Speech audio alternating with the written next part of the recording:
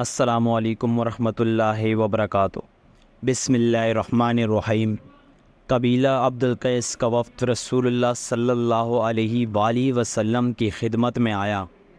آپ صلی اللہ علیہ وآلہ وسلم نے دریافت فرمایا کہ کون سا وفد ہے یا یہ کون لوگ ہیں؟ انہوں نے کہا کہ ربیعہ خاندان کے لوگ ہیں۔ آپ صلی اللہ علیہ وآلہ وسلم نے فرمایا کہ مبارک ہو قوم کو آنا، یا مبارک ہو اس وفد کو جو کبھی نہ رسوا ہو نہ شرمندہ ہو۔ اس کے بعد انہوں نے عرض کیا کہ ہم ایک دور دراز کونے سے آپ صلی اللہ علیہ وآلہ وسلم کے پاس آئے ہیں، اور ہمارے اور آپ کے درمیان کفار مصر کا یہ قبیلہ پڑتا ہے۔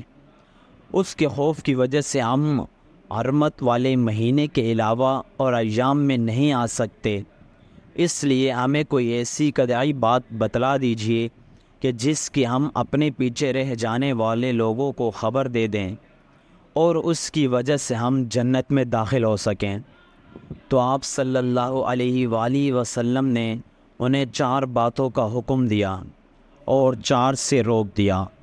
اول انہیں حکم دیا کہ ایک اللہ پر ایمان لائیں، پھر فرمایا کہ کیا تم جانتے ہو کہ ایک اللہ پر ایمان لانے کا کیا مطلب ہے؟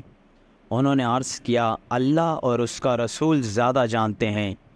آپ صلی اللہ علیہ وآلہ وسلم نے فرمایا ایک اللہ پر ایمان لانے کا مطلب یہ ہے کہ اس بات کا اقرار کرنا کہ اللہ کے سوا کوئی معبود نہیں، اور یہ کہ محمد صلی اللہ علیہ وآلہ وسلم اللہ کے سچے رسول ہیں، اور نماز قائم کرنا، زکوٰۃ ادا کرنا اور ماہ رمضان کے روزے رکھنا، اور یہ کہ تم مال غنیمت سے 5واں حصہ ادا کرو، اور 4 چیزوں سے منع فرمایا، تباہ انتم اور مزفت کے استعمال سے۔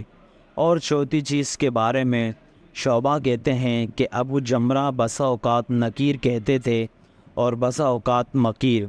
اس کے بعد رسول اللہ صلی اللہ علیہ وآلہ وسلم نے فرمایا کہ ان باتوں کو یاد رکھو اور اپنے پیچھے رہ جانے والوں کو بھی ان کی خبر کر دو۔ صحیح بخاری حدیث نمبر 87۔